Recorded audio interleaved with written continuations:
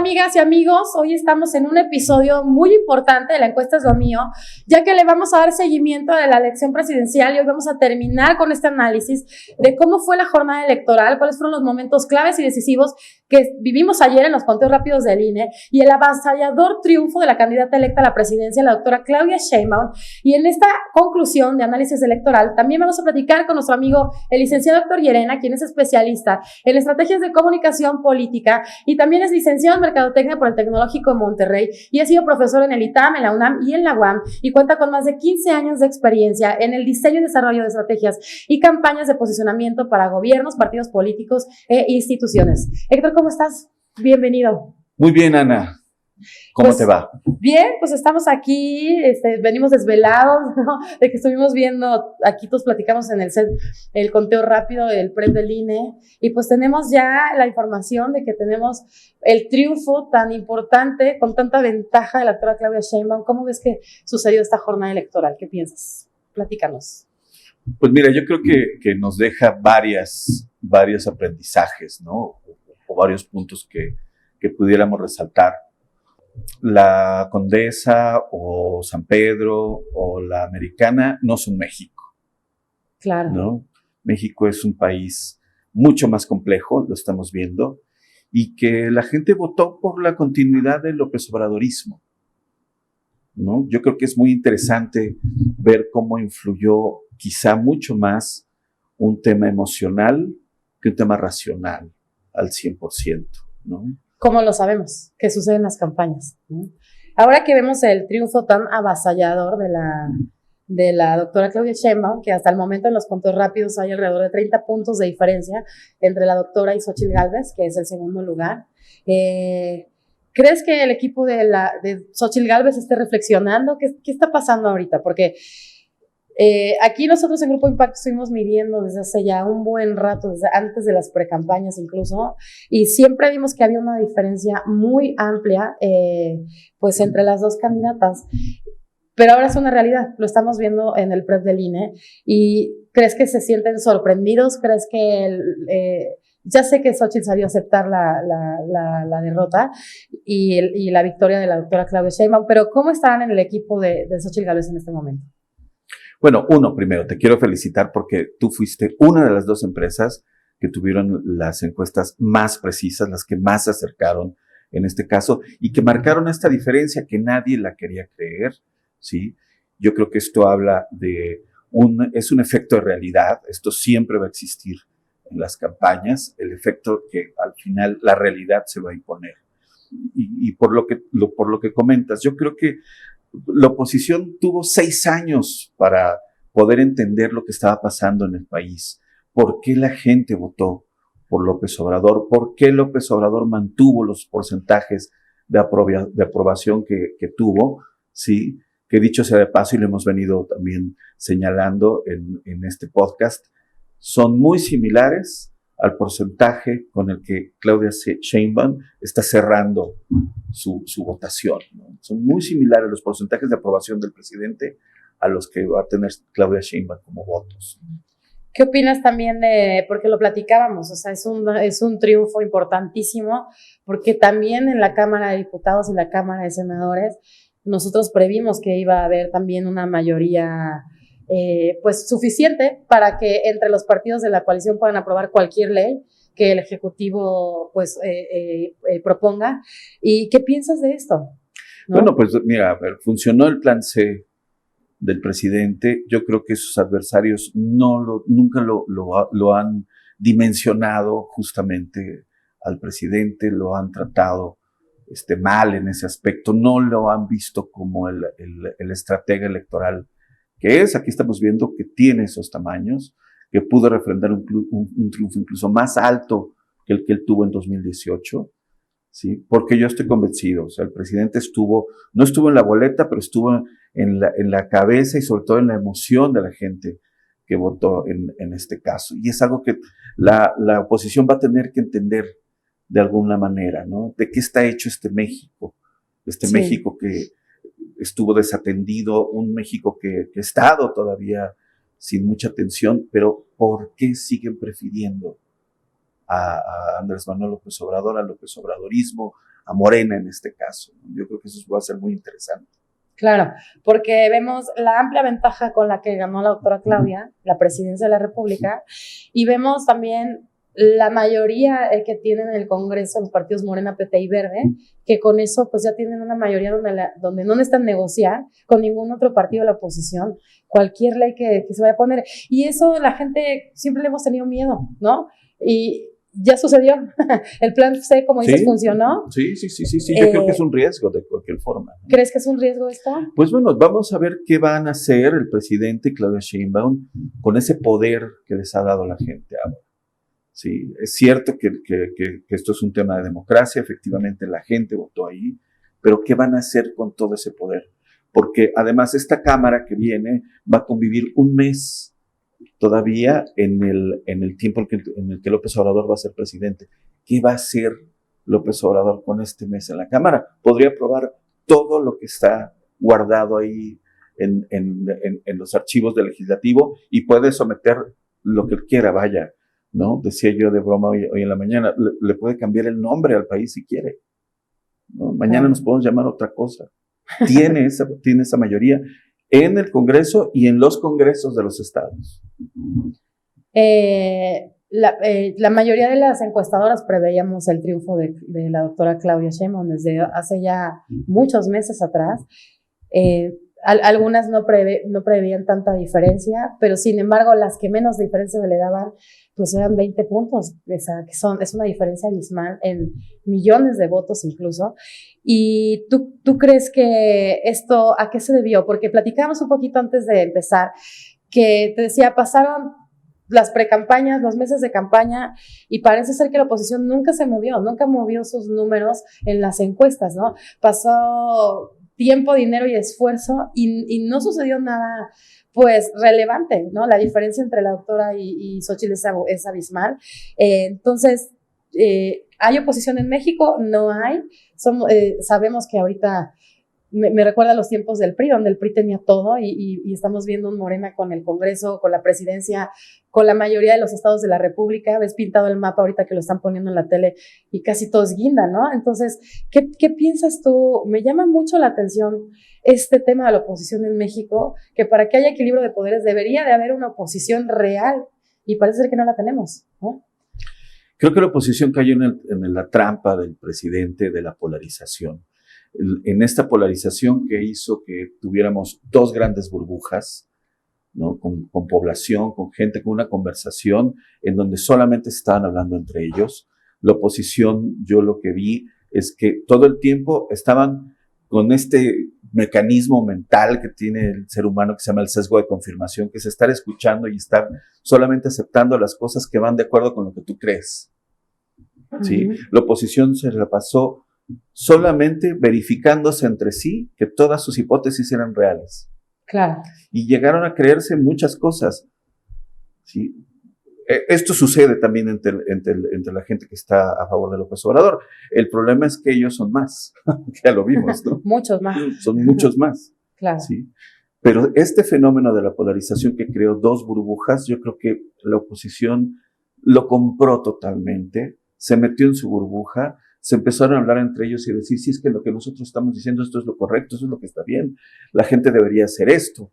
Claro. ¿No? Y que ahora, sin duda, yo creo que está en un momento incluso de negación, ¿no? Como pasa en cualquier duelo, en este caso, los duelos personales. Sí. ¿Sí? Los opositores, sobre todo los de la calle, ¿no? La gente que realmente estuvo y que creía en sus partidos y en sus símbolos y en su candidata, pues están en una fase de negación, de no creer lo que pasó, ¿sí? Y yo espero que desde quien toma las decisiones estén reflexionando sobre todo lo que no se hizo o lo que se volteó a ver mal, ¿no? Yo creo que los partidos tuvieron mucho la culpa en este sesgo de confirmación, porque los partidos estuvieron dándoles a sus allegados información que no tenía que ver nada con la realidad. No sé qué va a suceder, va a ser muy interesante ver qué va a suceder con partidos como el PRI, como PRD, que hasta el momento donde veo tiene el peligro de perder su registro, ¿no? El PRI, por ejemplo, hasta donde íbamos en los conteos rápidos, en la Cámara de Diputados puede tener 35 diputados de 500 que hay, ¿no? Entonces, se ha visto reducido por muchísimo, ¿no? Y yo creo que siempre vemos a los mismos en los partidos. No sé si ese sea un tema que haya que revisar, que por esta ceguera que dices que parece que no se dan cuenta, porque pues yo creo que quedarse en el poder resulta muy atractivo, ¿no? Sí. Y hacerlo diferente tal vez implicaría a no ver a las mismas personas que llevamos viendo años. Por ejemplo, al principio se decía que porque Xóchitl salía y se lo cuestionaron toda la campaña, ¿no? Junto a Alito Moreno, cuando tiene muchos temas muy cuestionables y nunca se quitó, ¿no? Todavía hasta ayer los vimos. Y otra cosa que te voy a preguntar, ¿estas prácticas no te parecen ya muy antiguas de que todos se pronuncian ganadores, ¿no? De que son las 6 de la tarde y ya todos dicen ganamos, y pues yo creo que no sé de qué sirva eso, porque al final, pues 4 horas después te estás dando cuenta de la realidad, ¿no? ¿Tú crees que haya que cambiar esos tipos de cosas en la política? Pues a mí me pareció muy desafortunado que Xóchitl saliera tan temprano a decir ganamos. Claro. ¿No? Porque en los cuartos de guerra, lo sabemos, desde mediodía tienes tú ya las encuestas de salida y conoces la tendencia de lo que está sucediendo en la calle, realmente en las casillas. Al final reculó, ¿sí? También me pareció muy, muy triste que quien tuviera que decir que había aceptado los resultados fue Claudia Sheinbaum diciendo ya me habló, ¿no? Ni siquiera fue Xóchitl quien salió a decir, ¿sí? Lo supimos a través de Claudia Sheinbaum. Y los tweets que estuvo poniendo, ¿no? De los votos están aquí, pero, o sea, como que no se quería dar por vencida, ¿no? No sé en qué momento. ¿O quién le aconseja escribir esas cosas? No sé en qué momento empezó a tratar de hacer una resistencia con 30 puntos de ventaja. Claro. ¿No? O sea, una resistencia la haces cuando tienes 4, 5, 3, 2, pero más de 5 puntos, revertirlos por esas vías, sabemos que es muy complicado.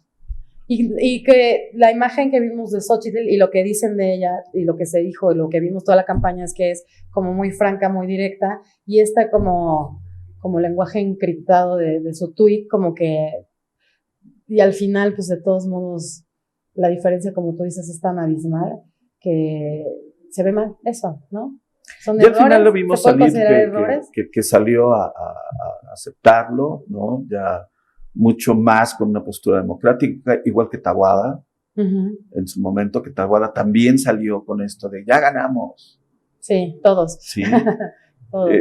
Clara Brugada también salió. Y a mí me llamó la atención, fíjate, que Claudia Sheinbaum no salió en ningún momento a decir nada. Salió inmediatamente después de que se dieron los resultados del conteo rápido. Ajá, exacto. ¿No? Y creo que esto podría ser, quizá, hasta una señal de lo que quiere ser Claudia Sheinbaum. ¿En qué sentido? Explícanos un poquito más. La institucionalidad. ¿Como ese respeto? Esperó a que fuera el INE al que diera el resultado, porque pudo haber salido desde las 6 de la tarde. 6 de la tarde, sí, claro. ¿no? O a las 8 de la noche, que se cierran ya todas las casillas, así. 8:01, pues revientas en redes el ya ganamos, porque tienes las evidencias de que vas, pero en el cielo, ¿no? Y no lo hizo.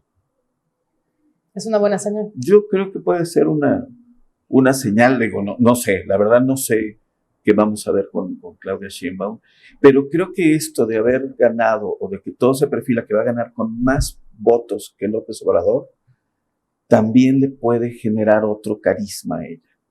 Muchos analistas están hablando de la legitimidad, ¿no? Que va a tener una legitimidad enorme, etcétera. Y no quisiera dejar de lado también hablar del tema que es la primera mujer presidenta en nuestro país, ¿no? Y además que gana, pues por una diferencia abismal y probablemente, como dices, con más votos que el mismo Andrés Manuel López Obrador, el presidente. ¿Crees que esto le ayude realmente a la hora de ejercer ya el poder? Yo creo que va a ser fundamental. Veía un tuit ayer que decía, ¿y quién va a salir a recoger los vidrios del techo de cristal que se rompió esta noche, ¿no? Hay algo de cierto, por supuesto que hay mucho de cierto ahí, ¿no? Se va a hablar de una posibilidad ahí muy, muy fuerte. Yo creo que esto va a ser muy inspirador para muchas personas, porque no solo es la primera presidenta, sino quizás es la votación con mayor margen que se ha dado desde el México democrático. Claro, sí, sí, sí. ¿No? O sea, la mujer que va a tener la mayor legitimidad desde el punto de vista de la cantidad de votos que va a tener. Entonces, creo que esto podría cambiar un poco esta visión que hay de que va a haber un maximato y en realidad ella ya no necesitaría de la figura de López Obrador detrás de ella. Teniendo con estos datos, creo. Ahora sí que el pueblo la respalda, ¿no? O sea, el barrio la respalda. Su barrio salió a respaldarla. Todos los barrios, porque es de una manera impresionante. Claro. De una manera impresionante. Entonces, ¿sí crees que esta legitimación que se le dio a Claudia como primera presidenta mujer de México, sí lo quiero puntualizar porque es un hecho histórico? Totalmente. Es la primera mujer presidenta, no habíamos tenido ninguna otra en toda la historia de este país, siempre hemos sido gobernados por presidentes hombres, entonces yo creo que es una responsabilidad bien grande y a la vez pues es simbólicamente... yo lo quiero ver como un triunfo, ¿no? De la sociedad mexicana en donde sabemos que es posible que hombres y mujeres ejerzamos cargos de poder y que está bien y que además la gente la respaldó, como tú dices. Y esos votos por los que ganó son de hombres y mujeres, no nada más de mujeres que fueron a votar por mujeres, también hay hombres que votaron por Claudia, ¿no? Y ¿crees que esto para ella sea también el escarnio público, sea amplio? No, que la van a juzgar diferente por ser mujer, o no lo sabemos, estamos ante algo inédito en nuestro país. ¿Cómo crees que sea para la opinión pública el ejercicio del poder de la primera mujer presidenta? Yo creo que esto va a ser un tema de conversación pública durante mucho tiempo y se va a convertir en un paradigma. Es un paradigma el poder decir si hasta presidenta tenemos. Claro. ¿No? Yo creo que sí va a ser paradigmático por la manera en la que llega, sobre todo por la manera en la que está llegando. Sí se puede volver, yo creo que un tema paradigmático, inspirador, en fin, se rompe este mito, ¿no? De que no, los mexicanos no estamos preparados para una mujer. Pues bueno. Héctor, yo todavía llegué a medir en el 2018 y antes, donde esta era la pregunta más importante, ¿no? Y México está preparado para una presidenta mujer. Y todavía recuerdo que 40 y tantos % de la gente, casi la mitad nos decía no, o sea, hemos tenido una evolución muy rápida, porque ahora pues ya es una realidad, ¿no? Sí, digo, habría que ver si votaron por ella porque es mujer, eso también es importante. No creo que hayan votado porque es mujer, yo sin no embargo, lo creo. es mujer. Pero ¿no? Es mujer, exacto. Sí, exacto. Claro. Sí, o sea, eso no fue un impedimento. Exacto. Al final del día. Fue un personaje que entre otras de sus características es que es mujer, ¿no? Claro. Pero esto no fue un impedimento para que llegara. Oye, Héctor, y mucho se dijo también en la campaña que la gente no iba a votar lo que estás diciendo realmente por Claudia, por la doctora Claudia Sheinbaum, sino por el presidente, por el López Obradorismo. ¿Qué tanto porcentaje de estos votos que tiene, que son muchísimos, son millones, crees que son realmente por ella, por el López Obradorismo, por la marca Morena, por la Cuarta Transformación o por todas las anteriores? Tú cuéntame. Fíjate que yo creo que eso es muy interesante, porque yo creo que en la psique nacional es muy complicado referirnos a la 4T sin pensar en López Obrador. Claro. ¿Sí? O sea, la 4T al final es la concreción del López Obradorismo como tal, porque el que ha diseñado toda esa teoría, toda esta doctrina incluso, ha sido él personalmente. Sí. ¿Sí? Yo creo que detrás del voto de Claudia, por Claudia hay mucho del voto por una causa, y es la causa que la 4T enarbola, una causa que tiene una carga emocional muy fuerte para mucha gente, ¿sí? Esta posibilidad de justicia en un México que ha tenido muy poca justicia social, ¿sí? Que ha sido un tema ahí. De disminuir la brecha de la desigualdad, que también México es un país muy desigual, ¿no? Aunque no lo veamos que esté sucediendo. O sea, aquí lo interesante es que si le preguntamos a la gente específicamente, te va a hablar mal de muchas cosas que hay hoy. Claro. ¿Sí? O sea, es un gobierno muy apreciado, pero mal evaluado. Pero hay un gran aprecio por las causas. Claro. O sea, yo creo que aquí lo que ganó fue la causa como tal. Claudia como parte de ese universo de la causa, o sea, muy bien encajado. Como ellos mismos ahí. la llaman, ¿no? La coordinadora y la representante de la Cuarta Transformación, ¿no? Ungida por el presidente, pero ella además con toda una serie de atributos que la permiten ser la la ungida, ¿no? No viene de afuera, no es una candidata que viniera del PRI, ella nunca tuvo una vida en oposición. En fin, es un fenómeno muy interesante y yo creo que ahí la oposición tiene que ponerse a estudiar más sobre la parte emocional que lleva por aquí la 4T, porque ahí es un fenómeno de fe, ¿sí? Es un fenómeno de cercanía, de esperanza, de confianza, ¿sí? Uh-huh. No es de los números. No, nunca. No es de los números, no están los números presentes. ¿Y no crees tú también que eso Maynes lo aprovechó muy bien? Este hueco que había, que hablamos de los chavos, que Maynes hizo esta campaña para los chavos, que por cierto fueron el grupo que más votó en estas elecciones y el más importante. Yo creo que la oposición debería de encerrarse unos buenos meses, ¿no? No solo a ver qué pasó, a analizar qué viene, sino también que lo que tú siempre nos dijiste, Héctor, o sea, le están hablando siempre al mismo público, de la misma forma, con los mismos argumentos, y tal vez se olvidaron de que el México es muy grande, ¿no? Y México, por esto que estamos hablando de la desigualdad, etcétera, México es un México desigual, al que hay que darle esperanza muchas veces también. Estos atributos que tú dices que no son lógicos ni numéricos, sino son más emocionales, ¿no? Y lo vemos con este triunfo arrasador de Claudia y del movimiento que significa, que incluso estas palabras no son palabras que tengan otros partidos. Si te fijas, otros partidos los vemos como partidos, y en cambio Morena, cuando hablamos de Morena, hablamos de un movimiento, ¿no? Como ellos mismos lo mencionan. Yo creo, y como mucha gente lo dice, son un fenómeno de comunicación muy importante, ¿no? Y aquí están los resultados. Bueno, yo sigo sosteniendo que Morena es fundamentalmente un fenómeno comunicacional. Claro. Fundamentalmente es eso. No es un fenómeno de gobierno, ¿no? Claramente están los números, ahí están muchas realidades. No es un fenómeno que tenga que ver con políticas públicas, con una gestión impecable. Es un fenómeno comunicacional. Y no digo solo comunicacional, sino que le doy la comunicación. Estamos viendo el peso que tiene para el liderazgo en un país, en una sociedad. Claro. Y la oposición no le entiende eso. No entendemos.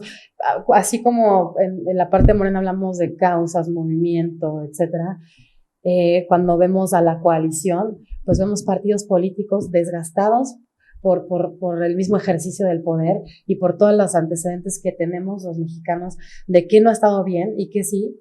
No nos acordamos de lo que sí está bien, más de lo que no, ¿no? En el caso del PRI, PAN, etcétera, el PRD lo mismo, y pues no puedes competir con eso, comunicacionalmente hablando, ahí vemos una diferencia abismal, ¿no? Pero fíjate, por ejemplo, dentro de la 4T hay mucha gente impresentable.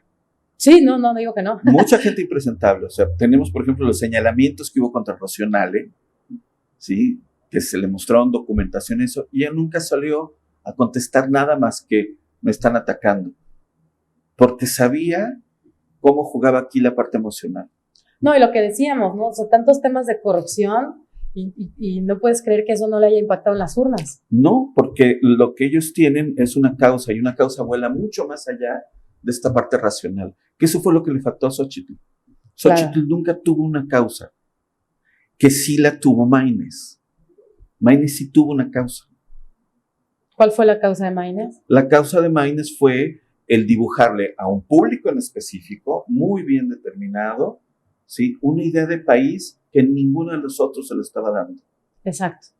Sí. Como es lo que decíamos, ¿no? Este enorme hueco que había, que ni la coalición les habló y que lo aprovechó muy bien Maynes. Y con una campaña alegre, ¿sí? Positiva. Innovadora. Muy innovadora en esa parte. Sí, a todo esto también, Maynes también fue otro fenómeno de comunicación comprobado donde todo esto funciona, porque sí hubo propuestas, pero lo que hubo también fue esta causa de la nueva política.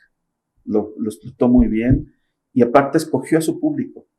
Claro. Fue una campaña muy técnica. ¿Sí? La oposición hizo una campaña modelo 2017. Sí, yo también pienso y siento que les falta refrescarse, actualizarse, sensibilizarse. entender a quién le están hablando, por qué y para qué. Muchas veces vimos a Xochitl como en el debate y en otros actos de campaña solamente atacando sistemáticamente al gobierno actual, pero poca propuesta. Y sí, hace falta... Estamos viendo campañas de antes en un tiempo que ya no queda, ¿no? Ya no tiene nada que ver. Claro. Ya no tiene nada que ver.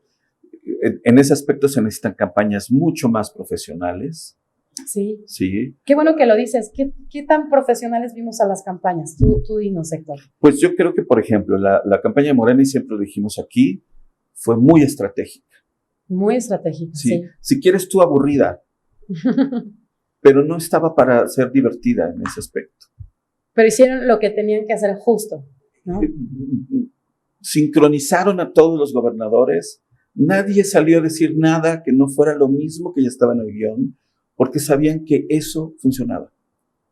No, y estratégicamente, como dices, Héctor, fue perfecta porque sabemos que cuando vas en primer lugar, lo que te puede bajar son tus propios errores.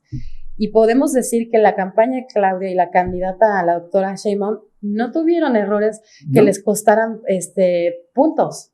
Y eso quiere decir que lo hicieron muy bien, ¿no? No, ahí están los resultados, ¿no? Claro. Yo la campaña de Xochitl la vi muy errática en esa parte de la parte técnica, ¿sí? Descalificando las encuestas, descalificando al oponente, descalificando a lo que la gente estaba diciendo, pensando, y se encerraron en su burbuja de creencias. Y bueno, ahí está, o sea, votaron por ella solo los que están en esa burbuja. Claro. Sí, un 28%, que siempre lo dijimos, incluso decíamos, Xochitl no va a pasar del 34, 35, ¿no? Porque dentro ella está hablando a una burbuja que no hay más. ¿Cuál es esa burbuja? ¿La clase media alta, la clase alta? ¿De quién estamos hablando? Fíjate que yo creo que estamos hablando, sí fundamentalmente es esta clase media aspiracional, pero también hay dentro de este público, ¿no? Y puede sonar a crítica, pero lo estoy caracterizando, dentro de esta aspiración, dentro de toda esta costumbre de aspiración, también hay cierto clasismo. Okay. ¿Sí? Como un clasismo que hay también dentro de Morena. Claro. Sí, un clasismo que opera en contra de las personas que no son de su misma condición. Claro. ¿Sí? Aquí el problema es que excluir en esta campaña a los que no son de tu misma condición hacen que te quedes chiquito. Que tu voto esté muy acotado, ¿no? Muy acotado. Uh-huh. Claro. Muy acotado. Y sin posibilidad de crecer, que eso es lo que les pasó. No. Xochitl nunca se abrió, nunca le habló a la gente, ¿sí? Muchos personajes afines a ella salieron a hacer estos videos hablándole a los jóvenes como tíos regañones. No, es que los jóvenes, no sé qué. Y además le salían a hablar en Twitter, donde no están los jóvenes, ¿no? ¿No? Error estratégico. O sea, por Dios, o sea, por favor. Claro. Creo que a la oposición le hace falta un refresh en su manera de ver el fenómeno electoral, de ver al país. ¿Sí? No le está entendiendo al México de hoy. No, se quedaron, como tú dices, en unos años atrás y no estamos viendo nuevas propuestas, nuevos planteamientos, nuevos perfiles. Es como lo mismo, ¿no? Pero en un México que ya cambió. Y pues aquí están los resultados, ¿no? Hasta este momento que estamos platicando, por ejemplo, el PREP, Claudia Sheinbaum tiene un 58% de los votos, Xochitl Gálvez tiene un 17%, Xochitl Gálvez tiene un 28%, alrededor de 28%. O sea, la diferencia de más de 30, como de alrededor de 30 puntos, es abismal, ¿no? Es similar a la que tuvo López Obrador, y el conteo rápido hablaría de que pudiera ser más alta. Sí, vamos a ver cuando ya se cierre todos los conteos, pero pues hasta ahorita es así y es una tendencia, estas estimaciones pues que ya no van a cambiar, ¿no? Ya así es como van a estar las cosas, un poquito más menos, pero pues, y bueno, me faltó decir Jorge Maínez tiene alrededor del 10% de la emisión de votos, subió muchísimo. Del 7 que obtuvo en la última elección, sí, es casi 50% más. Sí, o sea, lo hicieron muy bien. Ahí están los resultados. Fue una campaña muy eficiente. Claro. ¿Sí? Que si pactaron con Moreno, no, eso no tiene nada que ver, o sea, sí tiene que ver, pero no tiene nada que ver en el rendimiento. Claro. ¿Sí? En su rendimiento electoral han sido muy consistentes. Perdieron Monterrey. Sí. Perdieron Monterrey. O sea, Samuel García perdió Monterrey. Qué increíble. Sí. Ahí es donde yo creo que se están dibujando cosas. Yo creo que lo que tenemos que ver ahora es cómo va a quedar conformado el Congreso, quiénes van a estar ahí, a quién le van a obedecer, y por el otro lado la oposición, ¿en dónde queda? Si somos muy fríos, ¿no? Y comparamos números por números, decimos, pues la oposición no aprendió nada, reprobada. Sí, totalmente. Volvió a reprobar con la misma calificación súper reprobatoria que hace 6 años. Sí, y realmente pues es un llamado a que de verdad puedan aprender y haya una posición más fuerte, porque eso le conviene a México, ¿no? Me parece muy bien que Morena esté gobernando y todo, pero siempre hemos visto que una oposición tan debilitada probablemente no es lo que necesitamos, y ojalá que 6 años les sirvan para fortalecerse, porque los 6 años pasados yo creo que no, lo vemos en los resultados. Porque ahí están representados sectores de sociedad civil muy importantes, profesionistas. Vaya, eso también es México, ¿no? Claro. Empresarios. Es que todos somos México, ¿no? Ahí está también, eso es otra parte de México. Y yo espero que también en ese aspecto, Claudia Sheinbaum sí tenga ese giro y que sí sea una gobernante para mucha más gente, que no se encierre en su 60%. ¿No? Yo creo que con estos resultados, ya por último, por lo que dices ahorita, Héctor, pues que va a haber una 4T muy fuerte por muchos años. Pues por lo menos 6 más, ¿no? Por lo menos 6 más. Pero y si la oposición no se pone las pilas, pueden ser 12-18, la verdad, ¿eh? O sea, como está el mapa ahorita, porque no solo es la presidencia, en esta elección que hubo más de 22,000 puestos o cargos de elección, pues estamos hablando de la Ciudad de México también, la jefatura de gobierno la ganó hasta el momento Clara Brugada, 7 estados del país, de los 9 que tuvieron elección, incluyendo la Ciudad de México, y muchísimas alcaldías y muchísimos municipios, ¿no? Sí, Morena creció en el número de alcaldías, recuperó algunas, sí. Él tiene mayoría en el Congreso. Tiene mayoría en el Congreso, sí, pero todavía estoy viendo el mayor sitio de oposición sigue siendo la Ciudad de México. Ok, ¿crees que así va a seguir?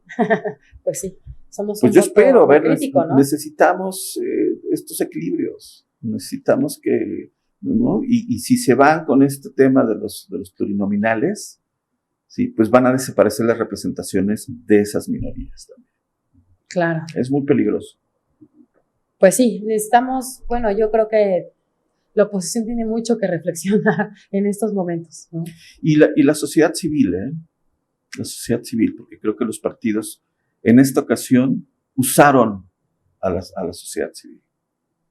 ¿Por qué? La engañaron. La sociedad civil que estuvo con ellos, llegó un momento en el que lo que estaba porque le pusieron adelante una zanahoria de plástico, diciendo que ahí estaba el triunfo, que tenían el triunfo muy cerca. Sí, pero mucha era gente una se lo zanahoria creyó. de plástico. Claro. Claro. Sí. Sí. Se lo creyó. Tu mecanismo de confirmación dice, pues está diciendo algo que yo quiero creer, pues le creo.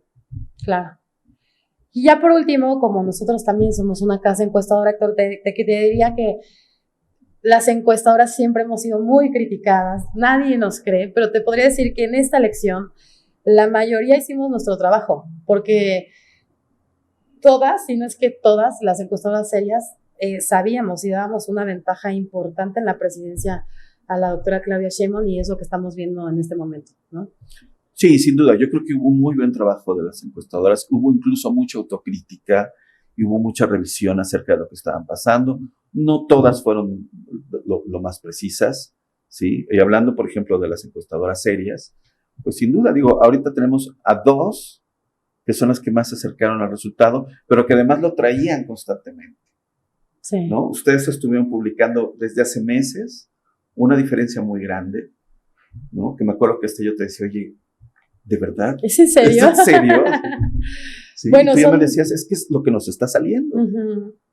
No, y tenemos que ser valientes para publicar eso porque... Totalmente. Te lleven jitomates. Claro, ¿no? Bueno, mucha gente, obviamente, a quien no le favorece, pues estaba muy enojada con nosotros, pero es la verdad, ¿no? Y yo misma aquí todos en la oficina le preguntábamos operaciones, ¿es en serio?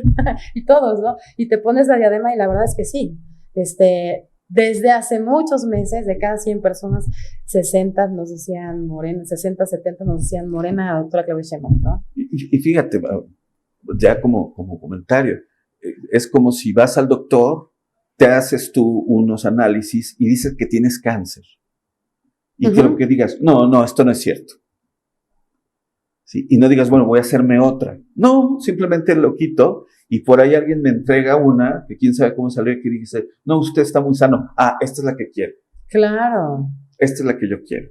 ¿Sí? Y justo lo que dices, si 10 análisis y 10 encuestas te están diciendo que vas abajo, por una que te diga que no, pues debes de dudarlo, ¿no? Y además sin ninguna base y aparte todo el mundo se fue con la finta de que no, son los que más se acercaron a la elección de no sé dónde. Dices, bueno, son los que al final ajustaron su resultado después de traer otros totalmente diferentes, ¿no? Claro, sí. Esto va a ser también un buen aprendizaje para todos esos métodos que no son métodos de medición. Claro. Son propaganda. Son propaganda, exactamente.